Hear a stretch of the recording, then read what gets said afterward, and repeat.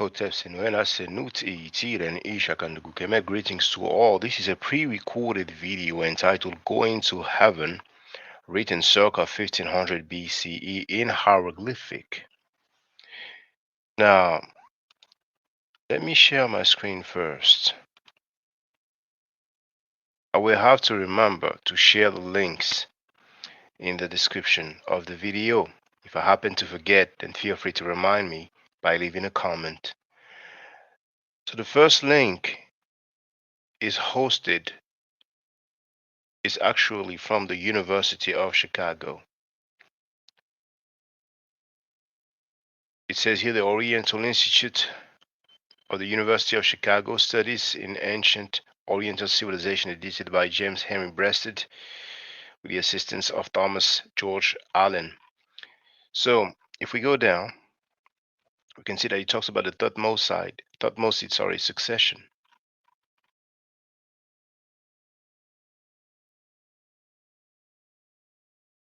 So this is by William F. Edgerton.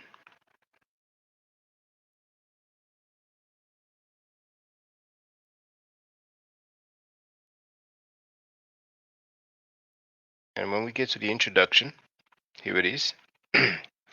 It says, the exact chronological relation between the reign of the female king Hatshepsut and her immediate male relatives, the first three Thutmoses, has always been and is today a subject of disagreement among Egyptologists.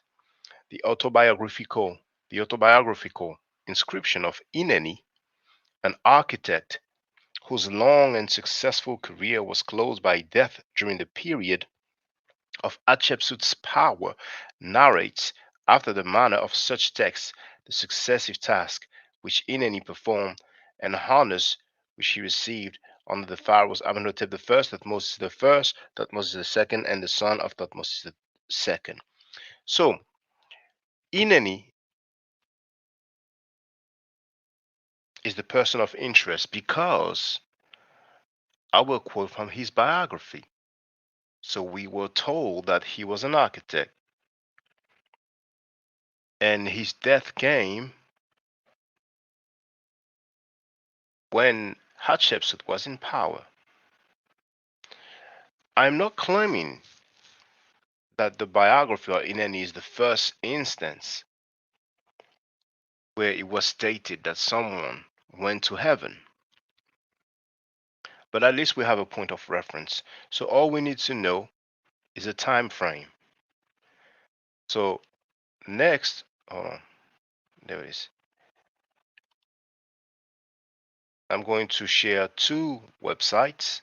The first one is the people's favorite, Wikipedia. Here we are told that Hatshepsut lived circa 1507 to 1458 BC. However, obviously, she did not rule from her birth.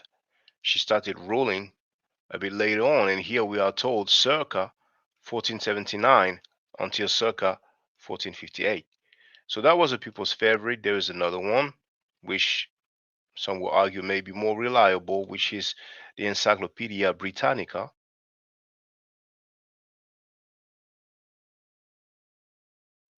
And we are told regarding Hatshepsut, the ruler of Egypt, that she reigned in her own right circa 1473 until 1458 BCE. Okay, so you understand why my title I've put circa 1500 BCE. Now we can go to another website, which is university as well. It's the University of St. Andrews.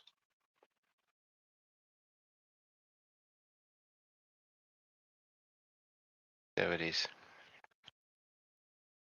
So we do have the biography of Ineni, and the person who created this document used a translation of Seth. So we do have the biography, and when we go down,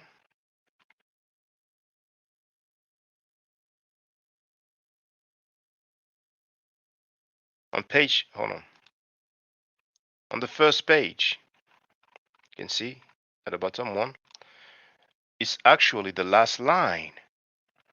We have here, there, His Majesty passed a lifetime with good years in peace, went to heaven. So of course we have the translation at the bottom. In the middle we have the transliteration, and at the top we have the hieroglyphic or medunecer. So went to heaven, we do have here per, and we can see the PR, then we have the R, and we have pet. Many of you may be familiar with the word pet. Some will translate it as sky, others will translate it as heaven. There are plenty of ancient Egyptian dictionaries available. Feel free to consult Gardiner if you want, James P. Allen. But what's interesting is that we have another word that was translated by heaven. Oh, I almost forgot actually. It talks about uniting with the sun. So if I go down, after went to heaven, we have united with the sun. So we do have Hanem NF eaten. I'm sure you've heard of Akhenaten. Well, eaten, that's what we call the Aten in English. So we have three instances on this biography of Ineni where it talks about going to heaven. We've seen the first one. Here we have the second one, which as you can see is on page 7.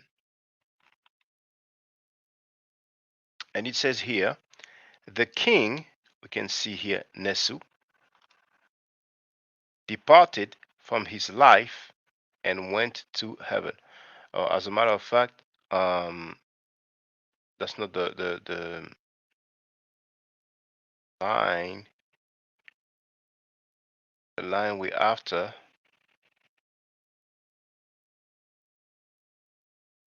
is above. Yes, because here what we have here is translated at the bottom. So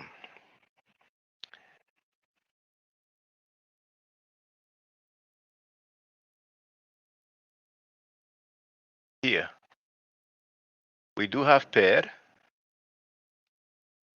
Mind you, it says departed from his life. So here we have Ankh, which I'm sure you know the translation. And then we have the per, then we have the er, and then we have heret. Many of you are familiar with the hieroglyph, the face. Some of you may have seen that.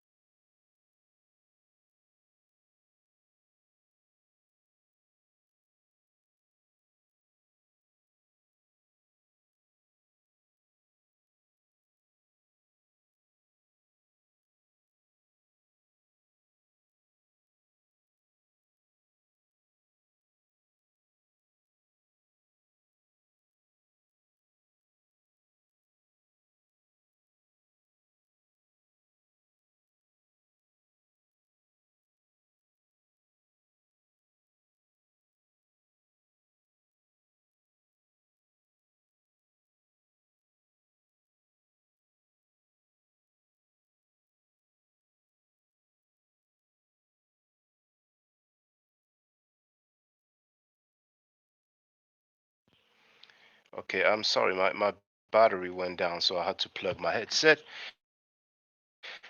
So some of you may have seen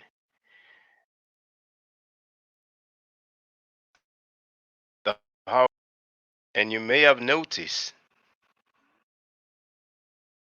that in some instances we can distinguish a African slash black phenotype, but we'll deal with that on some other occasion. So That word here, I will have to show you actually.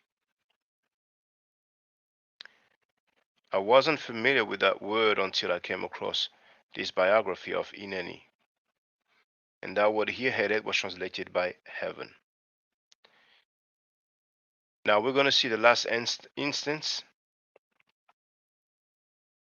This time it is on and united with the gods. So we do have Necheru, and here we do have Per, Er. Now notice that here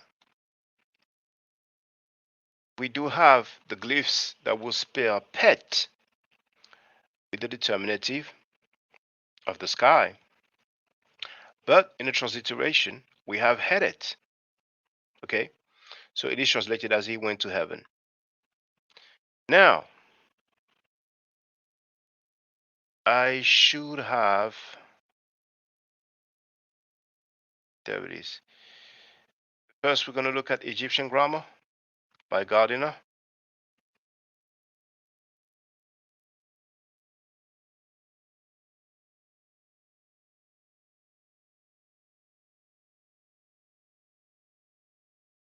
Screen. Do.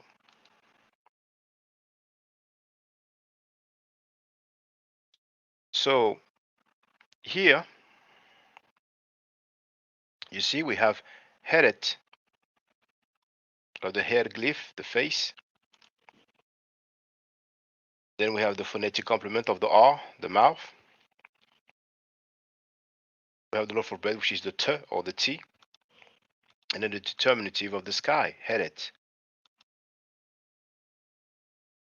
And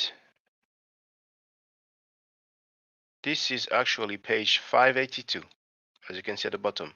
It's page 552 of Egyptian grammar by Gardiner. So I don't know if I said it, but the translation of headed is heaven. Just for the record, I'm going all the way to the top.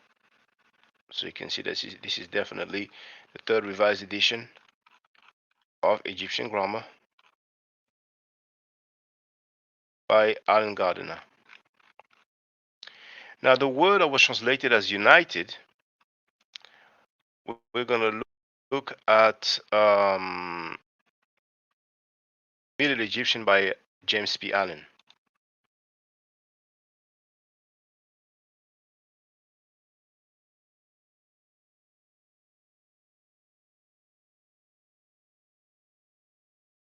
Bear with me.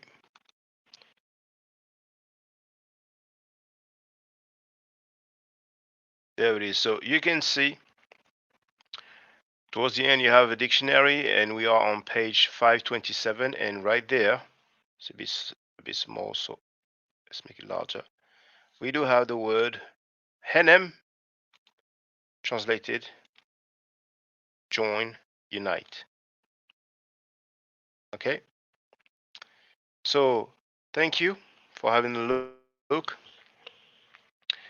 Stay safe, stay healthy. If I'm allowed to, by the next shadow, I will definitely holler back at you. I don't argue, I state facts. If you're not part of the solution, you're part of the problem. If you do not think right, you will not act right. If you know better, you will do better. Tu ai tudo, Necheru.